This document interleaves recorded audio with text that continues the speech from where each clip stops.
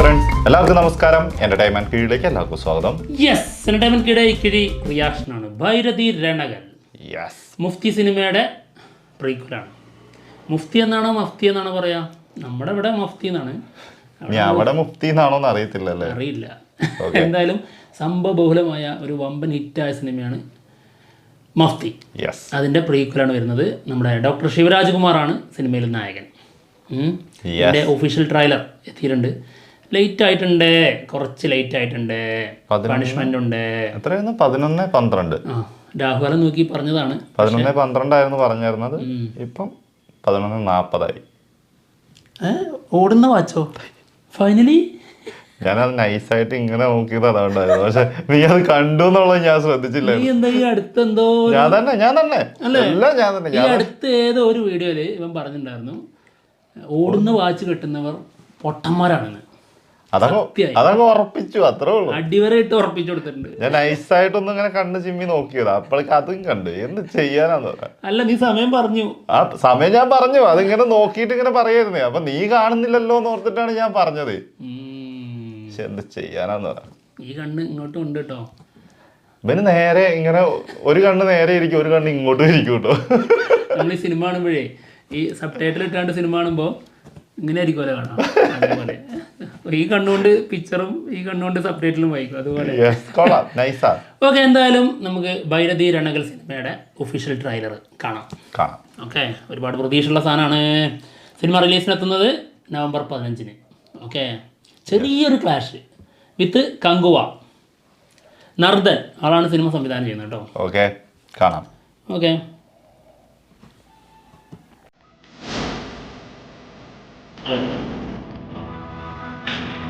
Geetha pictures.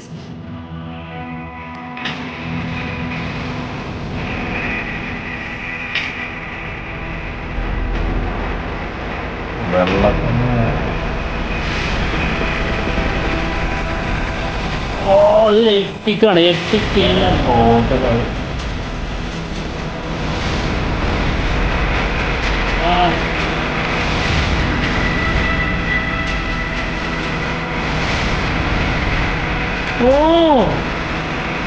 Villain Bollywood നടൻ, അവരുടെ പേര് മറന്നുപോയി.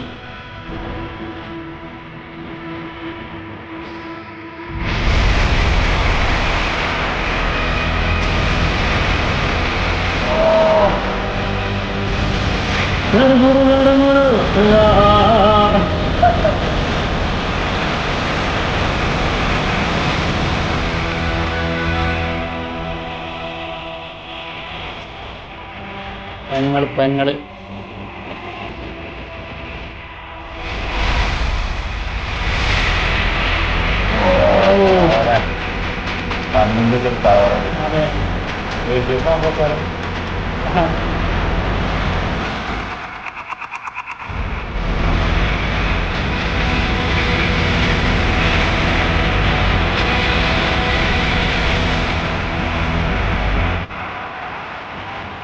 ഇത് മഫ്തിന്റെ മോളിൽ പോവോ?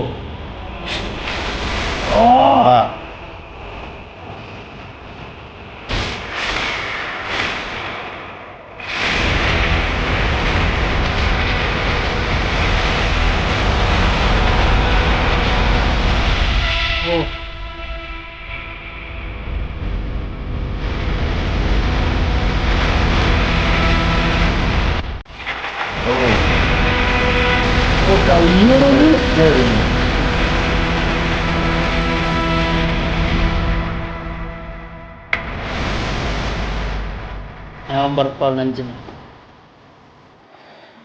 സാധനം പൊളിട്ടോ, ഗംഭീര ട്രെയിലറാട്ടോ, അടിപൊളി സാധനം. എന്താ പറയാ, കന്നഡ സിനിമകൾക്കൊക്കെ നമുക്കറിയാം എല്ലാം ഏകദേശം ഈ കളർ ഗ്രേഡിങ്ങും എല്ലാം ഒരേപോലൊക്കെ തന്നെ ആയിരിക്കും. പൊടി പാർന്ന ഒരു കൊണ്ടുപോയിട്ട് കഥ പറയും. ഇതാണ് സ്ഥിരം പരിപാടി. അവരുടെ സ്റ്റൈലേ അത് തന്നെ. ഒന്നെങ്കിൽ ബ്രൗൺ കളർ അല്ലെങ്കിൽ ബ്ലാക്ക്. ഈ രണ്ട് യൂണിവേഴ്സ് ഉള്ളത്. ഇതില് ബ്രൗണും ഉണ്ട് ബ്ലാക്കും ഉണ്ട്. അതായത് ആള് ഫുള്ള് ബ്ലാക്ക് ഡ്രസ്, ബാക്കി സ്ഥലങ്ങളൊക്കെ ബ്രൗണും. ആളുടെ ഈ ബ്ലാക്ക് ഡ്രസ്സിന് ഭയങ്കരമായിട്ടുള്ള ഫാൻ ബേസ് ഉണ്ട്. മഫ്തി സിനിമയിൽ ആളുടെ ഇൻട്രോയും കാര്യങ്ങളൊക്കെ ഭീകരമാണ്. പിന്നെ ഹെലികോപ്റ്റർ ഷോട്ട് ഉണ്ടല്ലോ, ഷോട്ട് പോളി സാധനം കേട്ടോ. അതൊരു ഐറ്റം സാധനം കേട്ടോ. അതെ. പിന്നെ ഈ പറഞ്ഞ പോലെ ആളുടെ ബ്ലാക്കിന് അവിടെ മാത്രമല്ല ഇങ്ങോട്ടും ഒക്കെ ആ ഒരു ഫാൻ ബേസ് ഉണ്ട്. കാരണം അറിയാലോ ജയിലറിൽ ആ ബ്ലാക്കിലിട്ട് ഒരു വരവ് വരുന്നുണ്ട്.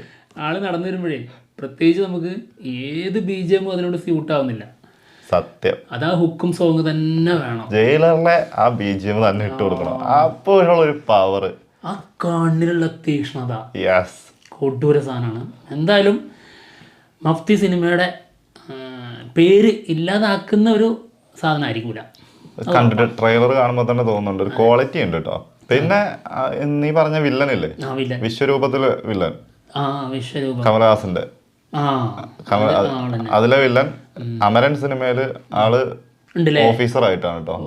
മുകുന്ദിന്റെ സീനിയർ ഓഫീസർ ആയിട്ട്. എന്താണെങ്കിലും നല്ല വില്ലൻ, വില്ലനാണ്.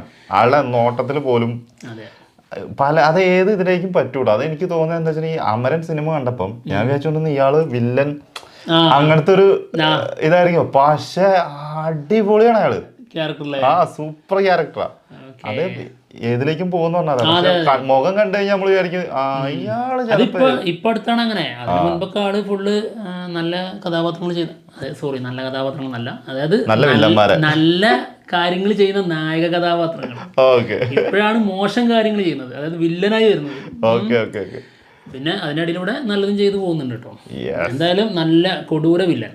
എന്തായാലും മഫ്തി സിനിമയിൽ നമുക്കറിയായിരുന്നു ആൾക്കൊരു ഫ്ലാഷ് ബാക്ക് ഉണ്ട്, ആള് എന്തൊക്കെയോ ആണ് എന്നുള്ളത് നമുക്കറിയായിരുന്നു. അത് നമുക്ക് വ്യക്തമായിട്ട് കാണിച്ചു തരുന്നൊരു സിനിമ തന്നെ ആയിരിക്കും. എന്താണെങ്കിലും വെള്ളത്തിന്റെ പ്രശ്നമൊക്കെയാണ് ആദ്യം തന്നെ കാണിക്കുന്നത്. ഒരു മരുഭൂമി പോലെ കിടക്കുന്ന സ്ഥലം. അതെ, ആ നാടിന് വേണ്ടിയിട്ടുള്ള ആളുടെ ചില സംഭവങ്ങളൊക്കെ ആയിരിക്കും അതില് കാണിക്കുന്നത്. രണകൾ എന്ന് പറഞ്ഞാൽ അവരുടെ നാടാണെന്നാണ് അവിടുത്തെ ഭൈരതി. അതെ, ഭൈരതി രണകൾ. നീ എന്താ വെച്ചാൽ പേര് മാറിപ്പോയി. തെറ്റിയിട്ടുണ്ടോന്ന് അറിയണല്ലോ. സാധാരണ അങ്ങനെയാണ് സംഭവിക്കാറ് അല്ലേ? അത് ആ ഒരു ബോധ്യം ഉള്ളിലുള്ളതുകൊണ്ടാണല്ലോ. അതുകൊണ്ടാണ്. എന്തായാലും ഇതിന്റെ BGM, അതായത് സ്ഥിരം ഇവരുടെ ഈ പരിപാടി ഇപ്പൊ എല്ലാം കേട്ട് മറന്നതുപോലെ തന്നെ, അതായത് ഒരു കന്നഡ മൂവി വരുമ്പോൾ സ്ഥിരമായിട്ട് ഈ ഒരു BGM എല്ലാം ഇവർ യൂസ് ചെയ്യുന്നതൊക്കെ അങ്ങനെ തോന്നും. എന്ന് പറഞ്ഞിട്ട് ഒരു ഓലിയിടലും കാര്യങ്ങളും അങ്ങനത്തെ ഇട്ടിട്ടായിരിക്കും ഇതിന്റെ BGM വരിക. ഒരു കാലത്ത് കന്നഡ സിനിമയുടെ ഒക്കെ അങ്ങനെ തന്നെയായിരുന്നു. പിന്നീട് അതിൽ നിന്നൊരു മാറ്റം വന്നതാണ് KGF. KGF കൊണ്ടുവന്ന മാറ്റത്തിലാണ് ഇപ്പോഴും ഇത് ഓടിക്കൊണ്ടിരിക്കുന്നത്. ആ സിനിമ, അവിടുത്തെ സിനിമകളൊക്കെ അടിപൊളി സാധനങ്ങളുണ്ട്. പക്ഷെ മേക്ക് ചെയ്യുന്നതിൽ ഭയങ്കര പരാജയമായിരുന്നു സിനിമകള്. ഇപ്പാണ് മേക്കിംഗ് സെറ്റായി, പക്ഷെ സിനിമ മോശം സിനിമകളായി. അതായത് ആ ഒരു കന്നഡ ഇൻഡസ്ട്രിയുടെ പേര് ഇപ്പോൾ താഴേക്ക് ഇങ്ങനെ കൊണ്ടുവരുന്നുണ്ട്.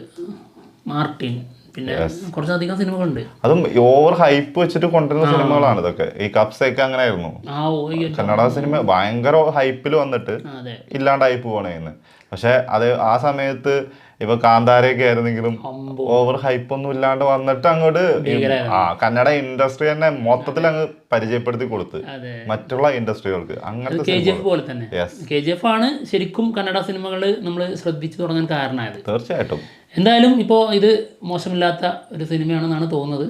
മഫ്തി അടിപൊളി സിനിമയായിരുന്നു. പിന്നെ ആ പെങ്ങൾ ബ്രദർ ആ ബന്ധമുണ്ടല്ലോ മഫ്തി സിനിമയിൽ കുറേ നേരത്തിന് ആൾ മിണ്ടാതിരിക്കുന്നൊരു സാഹചര്യം കണ്ടതിൽ. പിന്നെ അതിനുശേഷം ലാസ്റ്റ് ക്ലൈമാക്സിലേക്ക് ഇവർ ഒരുമിക്കുന്നതും കാര്യങ്ങളും പിന്നെ ആളുടെ തനി കോണം എന്ത് എന്നുള്ളത് പിന്നെ കാണിക്കുന്നതും ഒക്കെ ഉണ്ടായിരുന്നു. എന്താണെങ്കിലും ഈ ഒരു കന്നഡ ഇൻഡസ്ട്രിയിൽ ഒരു ഗംഭീര തിരിച്ചുവരവ് തന്നെ ആയിരിക്കും എന്ന് തോന്നുന്നുണ്ട് കേട്ടോ. ഭൈരതി രണകൾ വെയിറ്റ് ചെയ്യാം 15-ാം തീയതിക്ക് വേണ്ടിയിട്ട്. അയ്യോ, കങ്കുവയുടെ കൂടെയാണ്. അതായത് കങ്കുവ 14-നാണ്. പക്ഷെ എങ്കിലും ഇത് ക്ലാഷ് എന്ന് പറയാൻ പറ്റും. ക്ലാഷ് തന്നെയാണ്. തിയേറ്ററുകൾ മിസ്സാകുക എന്ന് പറഞ്ഞാൽ ക്ലാഷ് തന്നെയല്ലേ. കാരണം അവിടെ കന്നഡ ഇൻഡസ്ട്രിയിൽ എന്തായാലും ഏറ്റവും കൂടുതൽ പ്രാധാന്യം കൊടുക്കുന്നത് ഭൈരതി രണകളിനായിരിക്കും. തീർച്ചയായിട്ടും. പിന്നെയല്ലേ കങ്കുവക്കൊക്കെ തിയേറ്റർ കിട്ടുള്ളൂ. അത്രേ ഉള്ളൂ. പടത്തിന്റെ അവസ്ഥ അറിഞ്ഞതിന് ശേഷം മാത്രമേ മാറൂ. അതിനുശേഷം മാറുള്ളൂ. അതെ, പടം ഗംഭീര പടം കൂടി ആണെങ്കിൽ പിന്നെ അത് കിട്ടാനും ഭയങ്കര ബുദ്ധിമുട്ടായിരിക്കും. കുറഞ്ഞ തിയേറ്ററുകളായിരിക്കും. പിന്നെ ഒതുക്കി ചെയ്യുന്ന ടീമാണ്. അതെ, ഇപ്പോൾ മഫ്തി അങ്ങനെ ആയിരുന്നു. എന്നാൽ വലുതായി ചെയ്യുന്നുണ്ട്.